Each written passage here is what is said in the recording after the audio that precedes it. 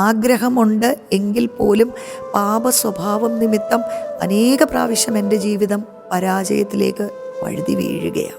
ശരിയാണ്, അവർ പറയുന്നത് കറക്റ്റാണ്. ഇവള് വ്യഭിചാരം ചെയ്യാൻ പോകുന്നിടത്ത് ഇവര് എത്തി നോക്കാൻ പോയോ എന്നുള്ളത് വേറെ ഒരു ചോദ്യമാണ്. അവൾക്കൊന്നും പറയാനില്ല, അവൾക്കൊന്നും വാദിക്കാനില്ല. കാരണം ശരിയാണ്, എൻ്റെ ജീവിതം ഇങ്ങനെയാണ് എന്ന് മാത്രമേ അവൾക്ക് പറയാനുള്ളൂ. അവൾ തല കുനിച്ചിരിക്കുക. എന്നാൽ പോലും പാപികളുടെ സുഹൃത്ത് എന്ന് വിളിക്കപ്പെട്ട യേശു കർത്താവ് ചുങ്കക്കാർക്കും പാപികൾക്കും കുഷ്ഠരോഗികൾക്കും വ്യഭിചാരം ചെയ്തവർക്കും ഒക്കെ യേശു ഒരു സുഹൃത്തായിരുന്നു. അത് എൻ്റെ ജീവിതത്തിലേറെ ഫൗണ്ടേഷണൽ ഒരു എക്സ്പീരിയൻസ് ആയിരുന്നു. ഇത് അടിസ്ഥാനപരമായ ചില അനുഭവങ്ങളാണ്.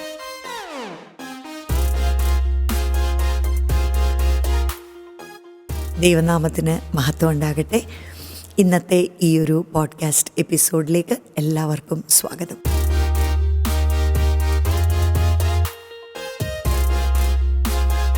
കഴിഞ്ഞ ഒരു 4 എപ്പിസോഡ്സിൽ എൻ്റെ ആദ്യകാല ജീവിത അനുഭവങ്ങൾ, ഞാൻ രക്ഷിക്കപ്പെട്ട സമയം അതെങ്ങനെയായിരുന്നു, അന്നത്തെ എൻ്റെ അവസ്ഥ എന്തായിരുന്നു, ആദ്യമായിട്ട് ദൈവം എന്നോട് ഇടപെട്ടപ്പോൾ അതെങ്ങനെയൊക്കെ ആയിരുന്നു, ഇതെല്ലാം ഞാൻ പറഞ്ഞല്ലോ.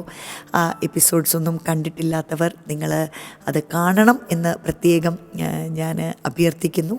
ബിക്കോസ് ഒരു കണ്ടിന്യൂവേഷൻ സീരീസ് പോലെ, ഒരു കഥ പോലെയാണ് ഇത് ഞാൻ ബിൽഡപ്പ് ചെയ്യുന്നത്. ഇന്ന് ഞാൻ പറയാൻ ആഗ്രഹിക്കുന്ന കാര്യം, എന്നെ ഏറ്റവും കൂടുതൽ ഈ അനുഭവങ്ങൾക്കകത്ത് ഉറപ്പിച്ച ചില സത്യങ്ങൾ എന്തായിരുന്നു, ചില അനുഭവങ്ങൾ എന്തായിരുന്നു.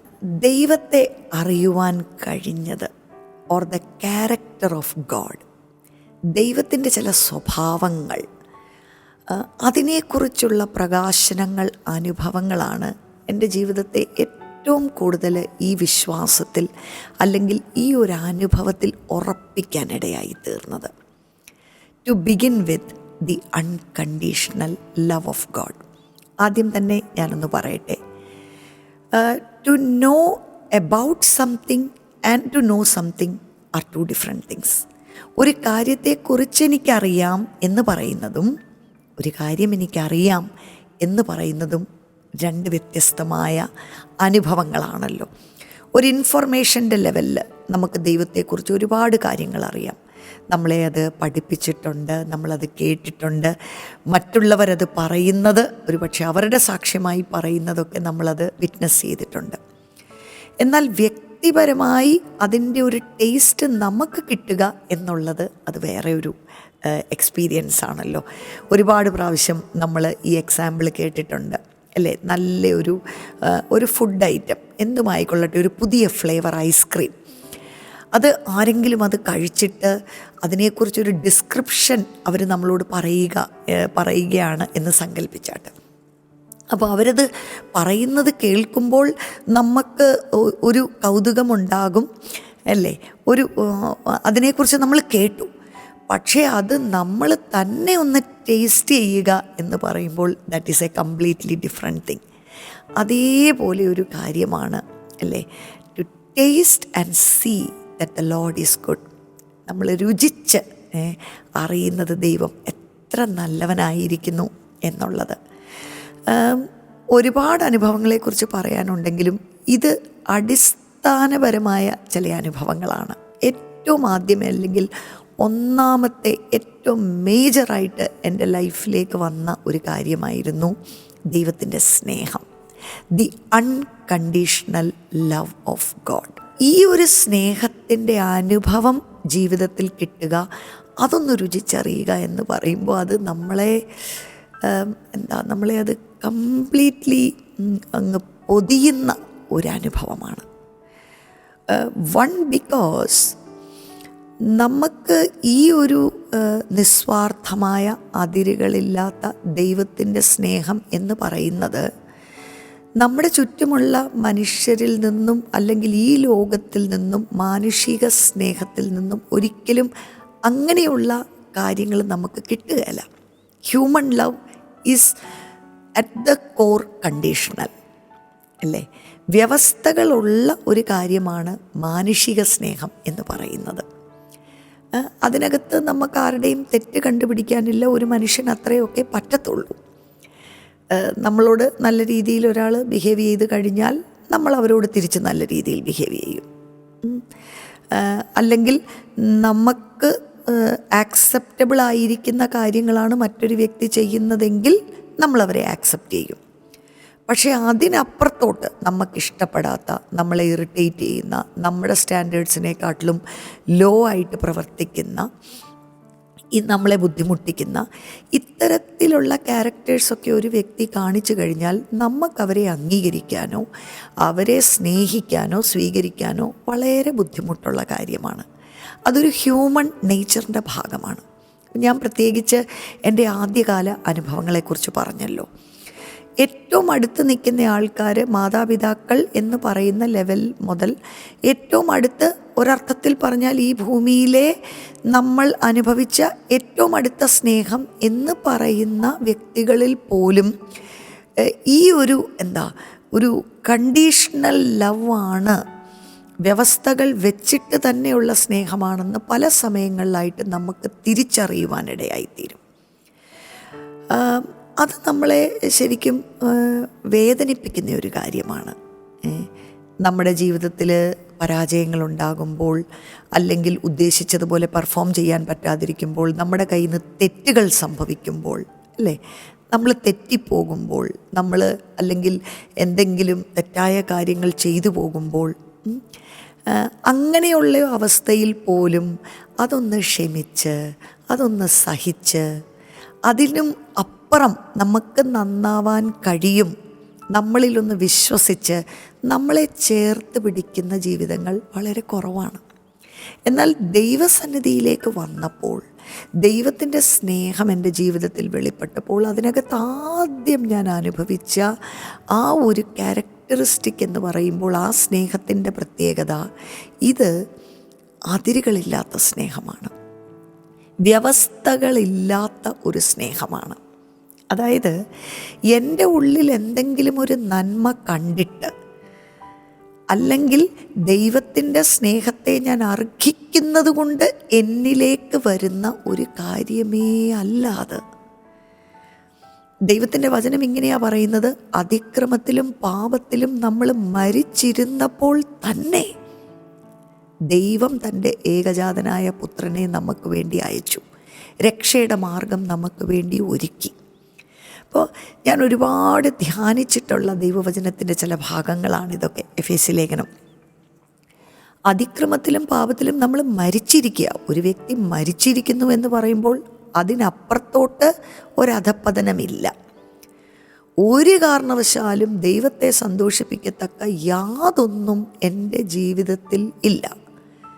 ദൈവത്തിൻ്റെ വ്യവസ്ഥകൾ, ആ സ്റ്റാൻഡേർഡ്സിനകത്തുനിന്ന് എത്രയോ താഴോട്ടാണ് എൻ്റെ ജീവിതം കിടക്കുന്നത്. ഞാൻ എത്ര ശ്രമിച്ചിട്ടും ദൈവത്തിൻ്റെ വിശുദ്ധിയുടെ നിലവാരത്തിലേക്ക് എനിക്ക് ഉയരാൻ പറ്റുന്നില്ല. ആഗ്രഹമുണ്ട് എങ്കിൽ പോലും പാപ സ്വഭാവം നിമിത്തം അനേക പ്രാവശ്യം എൻ്റെ ജീവിതം പരാജയത്തിലേക്ക് വഴുതി വീഴുകയാണ്. ഇങ്ങനെയെല്ലാമുള്ള അവസ്ഥയിൽ, അല്ലേ, എനിക്ക് പോലും എന്നെ സ്വീകരിക്കാൻ പറ്റാത്ത സമയങ്ങളിൽ എന്നെ ചേർത്ത് പിടിക്കുന്ന ഒരു സ്നേഹം. ജസ്റ്റ് ആസ് ഐ ആം, ഞാൻ ആയിരിക്കുന്നത് പോലെ, എൻ്റെ സകല മാലിന്യങ്ങളോടുകൂടെ, എൻ്റെ സകല കുറവുകളോടുകൂടെ എന്നെ സ്നേഹിക്കുന്ന ആ ഒരു സ്നേഹത്തിൻ്റെ അനുഭവം ക്രൂശിലൂടെയാണ് ആദ്യമായി, അല്ലേ, ക്രൂശിൻ്റെ വെളിപ്പാടിലൂടെയാണ് എൻ്റെ ജീവിതത്തിലേക്ക് ആ ദൈവസ്നേഹത്തിൻ്റെ അനുഭവം ലിറ്ററലി ഇറങ്ങി വന്നത്. അതെന്നെ വല്ലാതെ സ്വാധീനിച്ചു. എൻ്റെ ഹൃദയത്തെ അത് ആഴമായി സ്പർശിച്ചു. ഞാനങ്ങ് നമ്മൾ സാധാരണ ലാംഗ്വേജിൽ പറഞ്ഞ അങ്ങ് ഭയങ്കര ഇംപ്രസ്ഡായിപ്പോയി. ആർക്കും എന്നെ ഇങ്ങനെ സ്നേഹിക്കാനായിട്ട് പറ്റത്തില്ലല്ലോ. ദൈവം സ്നേഹമാണ്. ബൈബിൾ അങ്ങനെയാണല്ലോ പറയുന്നത്. God is love. ദൈവത്തിൻ്റെ നേച്ചർ തന്നെ സ്നേഹമാണ്. അതുകൊണ്ട് ദൈവം ഒരു വ്യക്തിയെ സ്നേഹിക്കുന്നു എന്ന് പറയുമ്പോൾ ആ വ്യക്തിയുടെ ചില നന്മകളുണ്ട്. ഇവൻ കൊള്ളാം, അല്ലെങ്കിൽ ഇവൾ കൊള്ളാം എന്ന് പറഞ്ഞ് ദൈവം അവരെ സ്നേഹിക്കുകയല്ല. ദൈവത്തിൻ്റെ ഉള്ളിൽ നിന്നും ഒഴുകി വരുന്ന ഒരു കാര്യമാണ്. അതെന്നിലേക്ക് ഒഴുകി വന്ന് എൻ്റെ കുറവുകളെ നികത്തി, എൻ്റെ പാപങ്ങളെ ക്ഷമിച്ച്, എന്നെ പൊതിഞ്ഞു പിടിച്ച്, എന്നെ ഉയർത്തി, എന്നെ ബലപ്പെടുത്തി ദൈവം ആഗ്രഹിക്കുന്ന ഒരു സ്ഥാനത്തേക്ക് കൊണ്ടെത്തിക്കുന്ന ഒരു സ്നേഹമാണ് ഈ ഒരു സ്നേഹം. This is so amazing, so different from human love. Praise God. ഒരു ജീവിതകാലം ഈ ഒരു സ്നേഹത്തെക്കുറിച്ച് വർണ്ണിച്ചാലും അത് മതിയാകുകയില്ലല്ലോ. അപ്പോൾ പാപത്തിൻ്റെ ഭാരത്താൽ കുനിഞ്ഞ് ഒരു വ്യക്തി, എനിക്ക് ദൈവം എന്നെ ശിക്ഷിക്കും, അല്ലേ, മരണത്തിന് മാത്രം യോഗ്യതയുള്ള ഒരു വ്യക്തിയാണ് ഞാൻ എന്ന് പറഞ്ഞു വരുമ്പോൾ അവിടെ തൻ്റെ രക്തം കൊടുത്ത്, നിൻ്റെ പാപത്തിൻ്റെ വില ഞാൻ കൊടുത്ത് തീർത്ത് നിന്നെ ചേർത്ത് പിടിക്കാൻ ഞാൻ റെഡിയാണ്, നീതിയുടെ വസ്ത്രം നിന്നെ ധരിപ്പിക്കാൻ ഞാൻ എന്നെ ഏൽപ്പിക്കുന്നു എന്ന് പറയുന്ന ആ സ്നേഹത്തെക്കുറിച്ച് എന്ത് പറയാനാ? അപ്പോൾ ഈ അനുഭവങ്ങളാണ് എൻ്റെ ജീവിതത്തിൽ ഒരുപാട് എന്നെ സ്വാധീനിച്ചു. ദൈവത്തോട് എന്നെ അങ്ങ് അടുപ്പിച്ചു. എനിക്ക് ഈ ദൈവമല്ലാതെ മറ്റൊന്നും വേണ്ട എന്ന് ഒരു ജീവിതകാലത്തേക്ക് എൻ്റെ ലൈഫ് അങ്ങ് ഏൽപ്പിച്ചു കൊടുക്കാൻ എന്നെ പ്രേരിപ്പിച്ച ഒരു കാര്യമായിരുന്നു. എന്നെ ഇങ്ങനെ സ്നേഹിക്കുന്ന, ഇങ്ങനെ ചേർത്ത് പിടിക്കുന്ന ഈ ദൈവത്തിന് വേണ്ടി എനിക്ക് ജീവിക്കണം, തിരിച്ച് സ്നേഹിക്കണം. ഇതൊരു എൻ്റെ ലൈഫിൻ്റെ ഒരു ഫൗണ്ടേഷനായി മാറി. അപ്പം ഇത് തന്നെയാണ് നമ്മൾ സുവിശേഷങ്ങൾ വായിക്കുമ്പോൾ യേശു കർത്താവിൻ്റെ ഈ ഭൂമിയിലുള്ള ജീവിതത്തിൽ ഈ ദൈവസ്നേഹം പ്രകടമായി വരുന്നത് നമുക്ക് കാണാനും കഴിയും. വചനത്തിലാണല്ലോ നമ്മൾ അത് കാണുന്നത്. യേശുവിനെക്കുറിച്ച് പറയുന്നത് പിതാവാം ദൈവത്തിൻ്റെ അതേ രൂപമാണ്. പിതാവിനെ വെളിപ്പെടുത്താനാണ് യേശു ഈ ഭൂമിയിലേക്ക് വന്നത്. അപ്പം അനേക ഉദാഹരണങ്ങളുണ്ട്, എന്നാലും ചിലത് എൻ്റെ ഹൃദയത്തെ ഒത്തിരി സ്പർശിച്ച ചില ഇൻസിഡൻറ്റുകൾ അല്ലേ നമ്മൾ സുവിശേഷങ്ങളിൽ വായിക്കുന്നുണ്ട്. പാപിനിയായ സ്ത്രീ, എല്ലാവരും കൂടെ അവളെ പിടിച്ചുകൊണ്ട് വന്നു, പരീശന്മാരെല്ലാം കൂടെ പിടിച്ചു, അല്ലേ. ഇവളെ വ്യഭിചാരം ചെയ്തുകൊണ്ടിരുന്നിടത്ത് കയ്യോടെ ഞങ്ങളിവളെ പിടിച്ചു, ന്യായപ്രമാണം അനുസരിച്ച് ഇവളെ കല്ലെറിഞ്ഞ് കൊല്ലണം. ശരിയാണ്, അവർ പറയുന്നത് കറക്റ്റാണ്. ഇവള് വ്യഭിചാരം ചെയ്യാൻ പോകുന്നിടത്ത് ഇവർ എത്തി നോക്കാൻ പോയോ എന്നുള്ളത് വേറെ ഒരു ചോദ്യമാണ്. അതവിടെ നിൽക്കട്ടെ. ഏതായാലും യേശുവിൻ്റെ അടുക്കലേക്ക് ഇവർ കൊണ്ടുവന്നു. എന്തായിരിക്കും യേശു ഇതിന് ഉത്തരം പറയുന്നത്? കാരണം ശരിയാണ്, അവൾ വ്യഭിചാരം ചെയ്ത് ജീവിക്കുന്ന ഒരു സ്ത്രീയാണ്. അവൾക്കൊന്നും പറയാനില്ല, അവൾക്കൊന്നും വാദിക്കാനില്ല. കാരണം ശരിയാണ്, അവിടെ മേൽ ഇവർ എല്ലാം പറയുന്ന ആരോപണങ്ങൾ അല്ലെങ്കിൽ കുറ്റം ചുമത്തുന്നത് അങ്ങനെയല്ല കർത്താവേ എന്ന് പറയാൻ പോലും അവൾക്കില്ല. ശരിയാണ്, ഞാൻ പാപിയാണ്, എൻ്റെ ജീവിതം ഇങ്ങനെയാണ് എന്ന് മാത്രമേ അവൾക്ക് പറയാനുള്ളൂ. അവൾ തല കുനിച്ചിരിക്കുക. എന്നാൽ ഈ ചുറ്റുമുള്ള മനുഷ്യർ ഇവളെ കല്ലെറിഞ്ഞു കൊല്ലണം. ആ സമയത്ത് ശരിക്കും പറഞ്ഞാൽ നീതിയോട് വിധിക്കാൻ അർഹതയുള്ള ഒരേ ഒരു വ്യക്തി എന്ന് പറയുമ്പോൾ യേശു കർത്താവാണ്. പാപം ചെയ്തിട്ടില്ലാത്ത, അല്ലേ, സകല വിശുദ്ധിയിലും ജീവിക്കുന്ന യേശു കർത്താവ്. എന്നാൽ ഇവരിത്രയും വലിയ, അല്ലേ, ഈ ആരോപണങ്ങളെല്ലാം ഉന്നയിക്കുമ്പോഴും കർത്താവ് അവിടെ കുനിഞ്ഞിരുന്ന നിലത്ത് ചിലത് എഴുതി എന്നാണ് പറയുന്നത്. അതിനുശേഷം യേശു ഇവരെ നോക്കി പറഞ്ഞു, നിങ്ങളിൽ പാപമില്ലാത്തവൻ ഇവളെ ആദ്യത്തെ കല്ല് എറിയട്ടെ എന്ന് പറഞ്ഞു. ഓ, എന്തൊരു ആശയമാണത്! ദൈവത്തിൻ്റെ ഹൃദയത്തെ ആയിരിക്കുന്നത് പോലെ വെളിപ്പെടുത്തുന്ന ഒരു വചനമാണ് യേശുവിൻ്റെ ഉള്ളിൽ നിന്ന് വന്നത്. ദൈവത്തിൻ്റെ ഹൃദയത്തെയാണ് അവിടെ കാണിക്കുന്നത്. പെട്ടെന്ന് ഈ ആരോപണങ്ങൾ പറഞ്ഞ മനുഷ്യരുടെ എല്ലാം കപടത അങ്ങ് വെളിപ്പെടുകയാണ്. കാരണം ഞങ്ങളെല്ലാം നല്ലവരാണ്, ഇവൾ അഴുക്കാണ്, അതുകൊണ്ട് ഇവൾ ശിക്ഷിക്കപ്പെടണം എന്ന് പറഞ്ഞ്, അല്ലേ, കപടഭക്തിക്കാരെ പോലെയാണ് അവർ നിൽക്കുന്നത്. അവരവരുടെ യോഗ്യത ദൈവം മുൻപാകെ എന്താണെന്ന് അവർ ചിന്തിക്കുന്നില്ല. ഞങ്ങൾ നല്ലവരാണ് എന്ന് പറഞ്ഞ് മറ്റൊരു വ്യക്തിയുടെ കുറ്റം കണ്ടുപിടിച്ച് അവർ വിധിക്കപ്പെടണം എന്നുള്ള ഒരു ലെവലിലാണ് ഇവർ നിൽക്കുന്നത്. പക്ഷേ യേശു കർത്താവിൻ്റെ ആ ഒരൊറ്റ ചോദ്യത്തിൻ്റെ മുൻപിൽ എല്ലാവരും അവരുടെ കയ്യിലിരിക്കുന്ന കല്ല് താഴെയിട്ടു എന്നാണ് പറയുന്നത്. ഓരോരുത്തരായി അവരവിടെ നിന്ന് കടന്നുപോയി. Praise God. യേശു അവളെ കല്ലെറിഞ്ഞില്ല. ആരും അവളെ കല്ലെറിയാൻ യേശു സമ്മതിച്ചതുമില്ല. ദൈവത്തിൻ്റെ ഹൃദയമാണ് അത് കാണിക്കുന്നത്. പാപത്തെ വെറുക്കുകയും പാപിയെ ചേർത്ത് പിടിക്കുകയും ചെയ്യുന്ന നമ്മുടെ ദൈവം, അടുത്തുകൂടാത്ത വെളിച്ചത്തിൽ വസിക്കുന്ന വിശുദ്ധനായിരിക്കുന്ന ദൈവം, അവിടെ ഇരുട്ടൽപ്പം പോലുമില്ല അല്ലേ? പാപം എന്ന് പറയുന്ന പ്രവണത ഒരു കാരണവശാലും ദൈവത്തിൻ്റെ വിശുദ്ധിയോട് ചേർന്ന് പോകുന്ന ഒരു കാര്യമല്ല.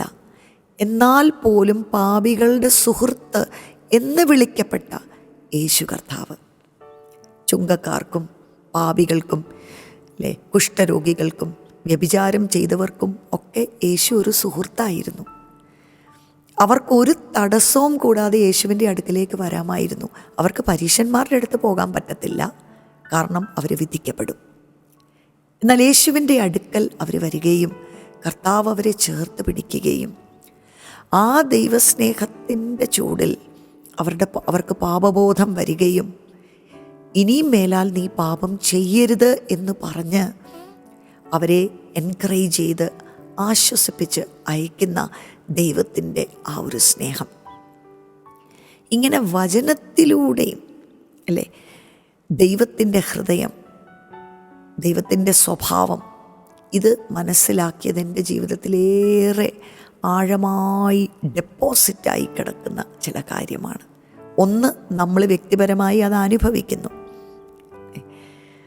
ലിറ്ററലി ദൈവത്തിൻ്റെ സാന്നിധ്യം എന്ന് പറയുമ്പോൾ ആക്ഷരികമായി നമ്മുടെ ഒരു ഫ്രണ്ട്, അല്ലെ നമ്മളെ ഒത്തിരി ഇഷ്ടപ്പെടുന്ന ഒരു വ്യക്തി, നമ്മുടെ പിതാവ്, നമ്മുടെ മാതാവ്, അവരിൽ നിന്നൊക്കെ നമുക്ക് ലഭിക്കുന്ന ആ സാന്ത്വനം, ആശ്വാസം, സ്നേഹത്തിൻ്റെ വാക്കുകൾ, സ്നേഹത്തിൻ്റെ സ്പർശനങ്ങൾ അല്ലേ, നീ കരയണ്ട, നീ വിഷമിക്കണ്ട, ഞാൻ നിൻ്റെ കൂടെയുണ്ട്, നിൻ്റെ ജീവിതം എത്ര വലിയ മെസ്സാണെങ്കിലും അല്ലേ, കുഴപ്പത്തിലാണെങ്കിലും അതിനകത്തുനിന്ന് നിന്നെ പുറത്തു കൊണ്ടുവരുവാനായിട്ട് എനിക്ക് കഴിയും.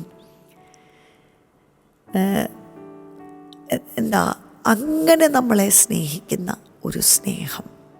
Praise God. ഒരർത്ഥത്തിൽ പറഞ്ഞാൽ ഞാൻ എന്നെ തന്നെ ആദ്യമായി മനസ്സിലാക്കിയത് ഈ ദൈവസ്നേഹം എൻ്റെ ജീവിതത്തിൽ വെളിപ്പെട്ടപ്പോഴാണ്. അല്ലെങ്കിൽ എങ്ങനെയാണെന്നറിയാമോ, നമ്മൾ വളർന്നു വരുന്ന സമയം മുതൽ തന്നെ നമ്മൾ സ്വയമേ ഒരു ഐഡൻറ്റിറ്റി അങ്ങ് ഡെവലപ്പ് ചെയ്യുക. ആ ഐഡൻറ്റിറ്റി എവിടെ നിന്നാണ് നമുക്ക് കിട്ടുന്നത്? നമ്മുടെ മാതാപിതാക്കൾ നമ്മളെക്കുറിച്ച് എന്തു പറഞ്ഞു, നമ്മുടെ ചുറ്റുമുള്ള മനുഷ്യർ നമ്മളെക്കുറിച്ച് പറയുന്ന കാര്യങ്ങൾ, നമ്മുടെ ജീവിതത്തിൻ്റെ അനുഭവങ്ങൾ, ടീച്ചേഴ്സ് നമ്മളെക്കുറിച്ച് പറയുന്ന കാര്യങ്ങൾ, നമുക്ക് വ്യക്തിപരമായി നമ്മളെക്കുറിച്ചുള്ള ധാരണകൾ, ഇതെല്ലാം വെച്ച് വളരെ ബ്രോക്കണായിട്ടുള്ള ഒരു ഐഡൻറ്റിറ്റിയാണ് നമ്മൾ നമുക്ക് വേണ്ടി തന്നെ മെനഞ്ഞെടുക്കുന്നത്. അത് പലപ്പോഴും വളരെ ഡിഫക്റ്റീവാണ്. ജീവിത സാഹചര്യങ്ങളും ജീവിതാനുഭവങ്ങളും അല്ലേ, നമ്മുടെ ചുറ്റും നിന്ന മനുഷ്യർ നമ്മളെ ട്രീറ്റ് ചെയ്തതും ഒക്കെ വെച്ചിട്ടായിരിക്കും നമ്മളിങ്ങനെ ഒരു ഐഡൻറ്റിറ്റി നമുക്ക് വേണ്ടി തന്നെ ക്രിയേറ്റ് ചെയ്തിരിക്കുന്നത്. എന്നാൽ നമ്മൾ കർത്താവിനെ കണ്ടുമുട്ടുമ്പോഴാണ് ഞാനായിരിക്കുന്നത് പോലെ അല്ലേ, എനിക്ക് പുറമേ കിട്ടിയ ഒത്തിരി ലേബലുകൾ കാണും. നമുക്കറിയാമല്ലോ, നമ്മൾ ചിലരെയൊക്കെ ചില പേര് വെച്ച് വിളിക്കും. അവരുടെ രൂപം, ഭാവം, വാക്കുകൾ, അല്ലെങ്കിൽ അവരുടെ ചില ബിഹേവിയർ, ഇതൊക്കെ വെച്ച് നമ്മളവർക്ക് ഇരട്ടപ്പേര് പോലെയൊക്കെ വെച്ച് നമ്മളവരെ വിളിക്കും. അതൊരു സാധാരണ ഒരു പ്രവണതയാണല്ലോ. അതൊക്കെ നമുക്ക് കിട്ടുന്ന പേരുകളാണ് അല്ലേ. ജബേസിനെ കുറിച്ച് നമുക്കറിയാം. അമ്മ വ്യസനത്തിൽ അവനെ പ്രസവിച്ചു, അവന് ജബേസ് എന്ന് പേരിട്ടു. ഓരോ ഐഡൻറ്റിറ്റി നമ്മുടെ പുറത്ത് വന്നങ്ങ് വീഴും അല്ലേ. ലോകം പിന്നെ ആ പേര് വെച്ചാണ് നമ്മളെ വിളിക്കുന്നത്. ആ കണ്ണിലൂടെയാണ് നമ്മളെ കാണുന്നത്. അറിയാതെ ഞാൻ അതാണ് എന്ന് നമ്മൾ പോലും നമ്മളെക്കുറിച്ച് ചിന്തിച്ചു പോകുന്നു. എന്നാൽ നമ്മുടെ പുറമേയുള്ള കാര്യങ്ങളെല്ലാം മാറ്റിവെച്ച് അതിനപ്പുറത്ത് ഞാനായിരിക്കുന്നത് കൊണ്ട് മാത്രം എന്നെ സ്വീകരിച്ച് സ്നേഹിക്കുന്ന ആ മഹൽ സ്നേഹം, ആ ലെയറുകളെല്ലാം ഒന്ന് മാറ്റിവെക്കുക. നമ്മളിപ്പോൾ ചിന്തിച്ച ആ ഉദാഹരണത്തിലെ ആ വ്യഭിചാരിണിയായ സ്ത്രീ, അവളുടെ പേര് തന്നെ പാപിനിയായ സ്ത്രീ. അവളെ പട്ടണം വിളിക്കുന്ന പേരാണ് വേശ്യ, അല്ലേ? അവൾക്ക് പേര് വീണു. അവൾ ചെയ്യുന്ന പ്രവൃത്തി അനുസരിച്ച് അവൾക്കൊരു പേര് വീണു. യേശു അവളെ ആ പേര് വെച്ച് വിളിക്കത്തില്ല. ദൈവം സൃഷ്ടിച്ചപ്പോൾ അമ്മയുടെ ഉദരത്തിലാകുന്നതിന് മുൻപേ, ലോകസ്ഥാപനത്തിന് മുൻപേ ഈ വ്യക്തിയെക്കുറിച്ച് ദൈവത്തിനൊരു ഒറിജിനൽ പ്ലാനുണ്ട്, ഒരു പദ്ധതിയുണ്ട്. അത് നാശത്തിന് വേണ്ടിയുള്ള പദ്ധതിയല്ല, അല്ലേ? അനുഗ്രഹത്തിന് വേണ്ടിയുള്ള പദ്ധതികളാണ് ദൈവം ഓരോ വ്യക്തികൾക്ക് വേണ്ടിയും ഉണ്ടാക്കുന്നത്. ആ പേര് വെച്ച് ആ കണ്ണുകളോടെയാണ് ദൈവം നമ്മളെ കാണുന്നത്, നമ്മളെ സ്വീകരിക്കുന്നത്. Oh, this is a life changing experience to meet with the love of God. ഈ വ്യവസ്ഥകളില്ലാത്ത ദൈവസ്നേഹവുമായി നമ്മുടെ ജീവിതം ഏറ്റുമുട്ടുമ്പോൾ അതൊരു ലൈഫ് ചേഞ്ചിങ് എക്സ്പീരിയൻസ് ആണ്. നമുക്ക് നമ്മുടെ ട്രൂ ഐഡൻറ്റിറ്റി നമ്മൾ കണ്ടെത്തുന്നത് അവിടെയാണ്. പിന്നെ ആൾക്കാരെന്നെക്കുറിച്ച് എന്ത് പറയുന്നു എന്നുള്ളത് ഒരു കംപ്ലീറ്റ്ലി സെക്കൻഡറി കൺസിഡറേഷനായി മാറുന്നു, അല്ലേ? ഈ ലോകത്തിൽ നിന്നും മറ്റ് വ്യക്തികളിൽ നിന്നും നമുക്ക് എത്ര മുറിവുകൾ കിട്ടിയിട്ടുണ്ട്. നമ്മൾ മുറിവുകൾ കൊടുത്തിട്ടുമുണ്ട്, നമുക്ക് കിട്ടിയിട്ടുമുണ്ട്. മാനുഷിക പ്രവണതയാണത്. നമ്മുടെ കയ്യിൽ നിന്ന് എന്തെങ്കിലും തെറ്റ് സംഭവിച്ചു കഴിഞ്ഞാൽ നമ്മളെ മനുഷ്യർ വെറുതെ വിടുകയല്ല. ഒരു 100 നന്മകൾ നമ്മൾ ചെയ്താലും ഓക്കെ, നല്ലത് പറയുന്ന മനുഷ്യർ. പക്ഷേ ഒരു തെറ്റ് നമ്മുടെ കയ്യിൽ നിന്ന് സംഭവിച്ചു കഴിഞ്ഞാൽ അത് ക്ഷമിക്കത്തില്ല, അത് മറക്കത്തില്ല. അത് പറഞ്ഞ് നമ്മളെ കുത്തും, നമ്മളെ ഓർമ്മിപ്പിക്കും, നമ്മളെ മാറ്റി നിർത്തും, നമ്മളെ വിധിക്കും. അതാണ് ലോകം. എന്നാൽ അതിൻ്റെ എല്ലാം നടുവിൽ ഇങ്ങനെ നമ്മളെ സ്നേഹിക്കുന്ന ഒരു ദൈവം, അതൊരു വീക്ക് ലവ് അല്ല. നമ്മുടെ പാപത്തിൻ്റെ അല്ലെ നമ്മുടെ തകർച്ചകളുടെ നടുവിലായിരിക്കും നമ്മൾ ഈ സ്നേഹത്തെ ആദ്യമായിട്ട് ഒരുപക്ഷെ ജീവിതത്തിൽ കണ്ടുമുട്ടുന്നത്. പക്ഷെ നമ്മൾ ആ പാപത്തിൽ തന്നെ നിൽക്കുവല്ല. ഈ സ്നേഹത്തിന് നമ്മളെ കുഴികൾക്കകത്തുനിന്ന് പുറത്തു കൊണ്ടുവരുവാനൊരു ശക്തിയുണ്ടത്. അതിനകത്ത് മുടിയനായ പുത്രൻ അപ്പനെ ത്യജിച്ച് മത്സരിച്ച് വീട്ടിൽ നിന്നും ഇറങ്ങിപ്പോയി. അവൻ്റെ ജീവിതം കുഴപ്പത്തിലായി, അല്ലേ? പന്നിക്കൂട്ടത്തിൻ്റെ നടുവിലായി തീർന്നു അവൻ്റെ അവസ്ഥ. നല്ല വസ്ത്രമില്ല, ഭക്ഷണമില്ല, അവനൊരു അനാഥനായിപ്പോയി. എന്നാൽ ഇങ്ങനെ തകർന്നിരിക്കുന്ന ജീവിതത്തിൻ്റെ അനുഭവത്തിലും അവനൊരു ചിന്ത, എൻ്റെ പിതാവിൻ്റെ ഭവനത്തിനകത്തുനിന്ന് ഞാൻ എന്തിനാ ഇറങ്ങി ഓടിപ്പോയത്? ആ ഒരൊറ്റ ചിന്ത അവൻ്റെ മനസ്സ് തിരിയുകയാണ്. അവൻ എഴുന്നേറ്റ് തിരിച്ച് നടക്കുക. ഓർക്കണേ, നല്ല വസ്ത്രം വാങ്ങിച്ചിടാനോ സ്പ്രേ അടിക്കാനോ ഒരുങ്ങാനോ അല്ലെങ്കിൽ അപ്പൻ്റെ ഭവനത്തിലേക്ക് പോകുമ്പോൾ ഞാൻ തിരിച്ചു വരുമ്പം കൊണ്ടുവരുക എന്ന് പറഞ്ഞ് കൊടുക്കാൻ ഒരു ഗിഫ്റ്റോ പ്രസൻറ്റോ ഒന്നുമില്ല. അവൻ പൂർണ്ണമായിട്ട് തകർന്നിരിക്കുക, അല്ലേ? ദുർഗന്ധം വമിക്കുന്ന ഒരു ജീവിതത്തിൻ്റെ അവസ്ഥയാണ്. ഇതൊക്കെ എന്നെ ഏറെ സ്പർശിച്ച ദൈവവചനത്തിൻ്റെ ഭാഗമാണ്. ദൈവത്തിൻ്റെ സ്നേഹത്തെ ഞാൻ കണ്ടുമുട്ടിയ ദൈവവചനത്തിൻ്റെ ഭാഗമാണ്. ഒന്ന് ഞാൻ ഓർമ്മിപ്പിക്കട്ടെ, വചനം ദൈവത്തെ വെളിപ്പെടുത്തുന്ന ഏറ്റവും പവർഫുള്ളായിട്ടുള്ള ടൂളാണ്. പരിശുദ്ധാത്മാവിനാൽ ദൈവവചനം നമ്മളിലേക്ക് ജീവനായി വ്യാപരിക്കും. അതൊരു എക്സ്പീരിയൻസാണ്. ഈ മുടിയനായ പുത്രൻ മടങ്ങി വന്നപ്പോൾ അവനെ ആ പിതാവ് ചേർത്ത് പിടിച്ച ആ രംഗം ഒന്ന് ആലോചിച്ച് നോക്കി. ലൂക്കോസിൻ്റെ സുവിശേഷം 15-ാം അധ്യായം. ഇവൻ ദൂരത്ത് നിന്ന് നടന്നു വരുന്നത് കണ്ടപ്പോൾ തന്നെ ഈ അപ്പൻ ഓടിപ്പോകുക, അല്ലേ? ഓടിച്ചെന്ന് അവനെ അങ്ങ് കെട്ടിപ്പിടിക്കുക. നമ്മളാണെങ്കിൽ ആദ്യം എന്ത് പറയും? ഞാൻ അന്നേ നിന്നോട് പറഞ്ഞതാ, നീ ഇങ്ങനെ ചെയ്തു കഴിഞ്ഞാൽ ഇങ്ങനെയെല്ലാം സംഭവിക്കും, കണ്ടോ? അവസാനം എൻ്റെ അടുക്കൽ തന്നെ മടങ്ങി വരേണ്ടി വന്നല്ലോ. നമ്മൾ ആ കിട്ടിയ ചാൻസിന് എത്ര കുത്തു കൊടുക്കാമോ അത്രയും നമ്മൾ കൊടുക്കാൻ നോക്കും. അതൊക്കെ മാനുഷിക പ്രവണതകളാണ്. അല്ലേ? ഈ പിതാവ് അതൊന്നും ചെയ്തില്ല. ദൈവത്തിൻ്റെ സ്നേഹത്തെ കുറിക്കുന്ന ആ ഹൃദയമാണത്.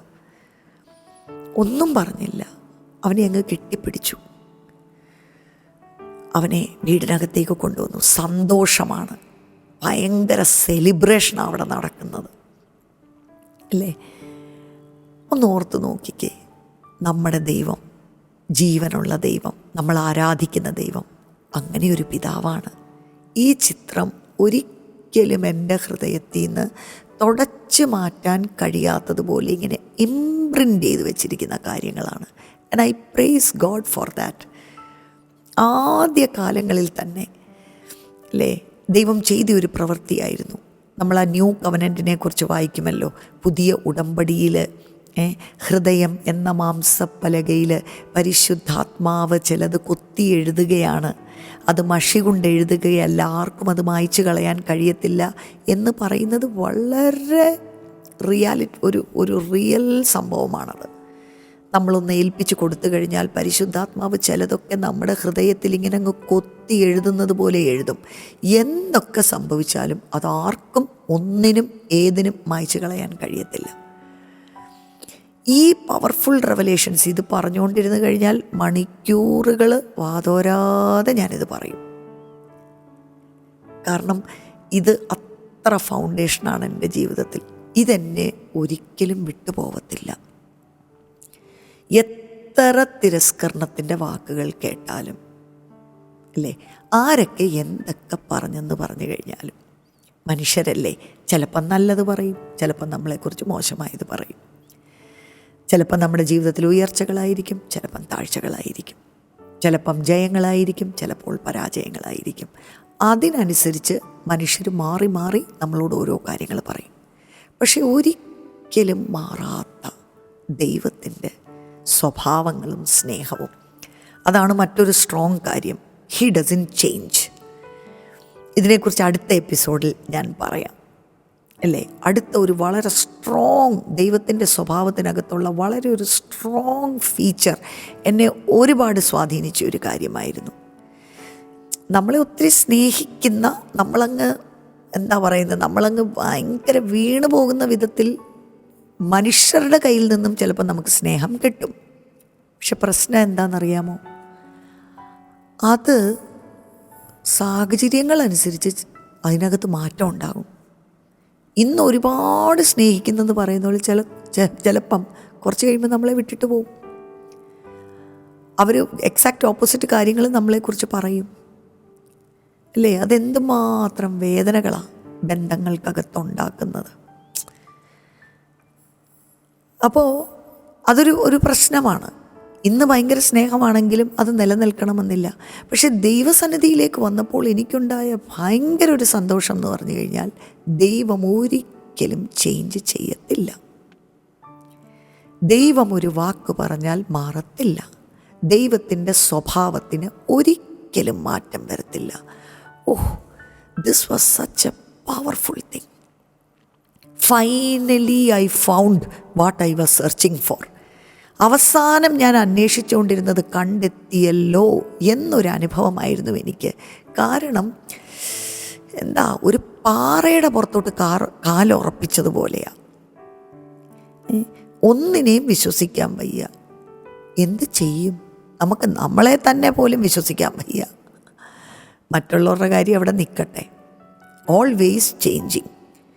നമ്മുടെ ചുറ്റുമുള്ള കാര്യങ്ങൾ മാറിക്കൊണ്ടിരിക്കുന്നു. അല്ലേ? ഇന്ന് പറയുന്നതല്ല നാളെ പറയുന്നത്, ഇന്ന് സംഭവിക്കുന്നതല്ല നാളെ സംഭവിക്കുന്നത്. Everything is changing. ആരെ വിശ്വസിക്കും? എന്തിനെ വിശ്വസിക്കും? എന്തിലാശ്രയിക്കും? അങ്ങനെ ഒരു ലോകത്തിൽ, in this changing world, the unchanging God, the unshakeable kingdom, നമ്മുടെ കാല് കൊണ്ടൊരു പാറയുടെ പുറത്ത് ഉറപ്പിച്ച് വെക്കുന്നത് പോലെ അത്രയ്ക്ക് കോൺഫിഡൻസാണ് ഈ ദൈവവുമായിട്ടൊരു ബന്ധത്തിലേക്ക് നമ്മൾ വരുമ്പോൾ. Praise God, hallelujah. ദൈവസ്നേഹത്തെക്കുറിച്ച് ഇനി ഒത്തിരി ഒത്തിരി ഒത്തിരി പറയണം എന്നെനിക്കുണ്ട്. പക്ഷേ അത് എൻ്റെ ജീവിതത്തിലേറെ ഫൗണ്ടേഷണൽ ഒരു എക്സ്പീരിയൻസ് ആയിരുന്നു. ഈ അബൻഡൻറ്റ് ലൈഫുമായിട്ട് എങ്ങനെയാണ് ഇതിന് ബന്ധം? നിരന്തരമായിട്ട് ജീവിതത്തിൽ സമൃദ്ധിയുടെ അനുഭവം ഉണ്ടാകണമെങ്കിൽ ഇത്തരത്തിലുള്ള ദൈവത്തിൻ്റെ ക്യാരക്ടർ അല്ലെങ്കിൽ സ്വഭാവത്തെക്കുറിച്ചുള്ള ചില വെളിപ്പാടുകൾ നമ്മുടെ ഫൗണ്ടേഷനിൽ കാണണം. ഇല്ലെങ്കിൽ നമ്മൾ പരാജയപ്പെട്ടു പോകും, നമ്മൾ നിരാശപ്പെട്ടു പോകും. ജീവിതത്തിൻ്റെ അനുഭവങ്ങൾ വരുമ്പോൾ നമ്മൾ കുലുങ്ങിപ്പോകും. പക്ഷേ ദൈവത്തിന് മാറ്റമില്ലെന്നും ദൈവത്തിൻ്റെ ഇതിപ്പം ഞാൻ ഒരു ആട്രിബ്യൂട്ട് അല്ലെങ്കിൽ സ്വഭാവ വിശേഷതയെക്കുറിച്ച് മാത്രമാണ് ഞാൻ എടുത്തു പറഞ്ഞത്. ദൈവത്തിൻ്റെ സ്നേഹം. ദൈവം എന്നെ ഒരിക്കലും കൈവിടത്തില്ല, ദൈവം എന്നെ തള്ളിക്കളയത്തില്ല. ഞാൻ എത്ര വലിയ കുഴപ്പത്തിനകത്ത് ചെന്ന് ചാടിയാലും ഞാൻ ദൈവത്തോട് ക്ഷമ ചോദിക്കുമ്പോൾ യേശുവിൻ്റെ രക്തം എന്നെ കഴുകി ശുദ്ധീകരിച്ച് ഹിമം പോലെ വെണ്മയാക്കുവാൻ ആ രക്തത്തിനകത്ത് ശക്തിയുണ്ട്. ദൈവം എന്നിൽ വിശ്വസിക്കുന്നു. ഞാൻ പരാജയപ്പെട്ട് കിടക്കുന്ന സമയത്ത് പോലും ദൈവം എന്നെ പ്രോത്സാഹിപ്പിക്കുന്ന ദൈവമാണ്. God never condemns you. ദൈവം ഒരിക്കലും വിധി എഴുതി തള്ളുന്ന ദൈവമല്ല. ദൈവം എപ്പോഴും നമ്മളെ പ്രോത്സാഹിപ്പിക്കുന്ന ദൈവമാണ്, നമ്മളെ രക്ഷിക്കുന്ന ദൈവമാണ്, നമ്മളെ അനുഗ്രഹിക്കുന്ന ദൈവമാണ്. Because the heart of God is loving kindness. ദൈവത്തിൻ്റെ ഹൃദയം കരുണ നിറഞ്ഞ ഹൃദയമാണ്. ഒരപ്പന് തൻ്റെ മക്കളോട് കരുണ തോന്നുന്നത് പോലെ നമ്മൾ വിളിച്ചപേക്ഷിക്കുമ്പോൾ നമ്മുടെ കരച്ചിൽ, നമ്മുടെ പ്രാർത്ഥനകൾ കേൾക്കുന്ന ദൈവമാണ്. നീ എൻ്റെ പുറകെ എന്തിനാ വരുന്നതെന്ന് പറഞ്ഞ് നമ്മളെ ചവിട്ടി മാറ്റുന്ന ഒരു ദൈവമല്ല. നമ്മുടെ മനസ്സിലെ ചില ചിത്രങ്ങൾ, ഒരു ജഡ്ജിയെ പോലെ, ഒരു പോലീസിനെ പോലെ, ഒരു കഠിന ഹൃദയമുള്ള പിതാവിനെ പോലെ, അല്ലെങ്കിൽ ഒരു ടാസ്ക് മാസ്റ്റർ, നമ്മളെ കൊണ്ടിങ്ങനെ ജോലി ചെയ്യിപ്പിക്കുന്ന ഒരു ടാസ്ക് മാസ്റ്റർ പോലെ, ഇങ്ങനെയൊക്കെയുള്ള വല്ലാത്ത രൂപങ്ങളൊക്കെയാണ് ദൈവത്തെക്കുറിച്ച് നമ്മുടെ മനസ്സിൽ നമ്മൾ സങ്കല്പിച്ച് വെച്ചിരിക്കുന്നത്. പക്ഷേ യേശു കർത്താവിലൂടെ വെളിപ്പെട്ട പിതാവാം ദൈവത്തിൻ്റെ ഹൃദയം നമുക്കൊന്ന് കാണാൻ കഴിഞ്ഞാൽ, ആ സ്നേഹബന്ധത്തിലേക്ക് നമ്മളൊന്ന് പ്ലഗ്ഡായാൽ, അത് നമ്മുടെ ജീവിതത്തിൻ്റെ, ക്രിസ്തീയ ജീവിതത്തിൻ്റെ അടിസ്ഥാനമായി മാറുന്ന ഒരു കാര്യമാണ്. God bless you all. ഈ ദൈവസ്നേഹം നമ്മുടെ ജീവിതത്തിൻ്റെ എല്ലാ നാളുകളിലും നമുക്ക് അനുഭവിക്കുവാൻ ഇടയാകട്ടെ. Thank you so much for listening. God bless you all.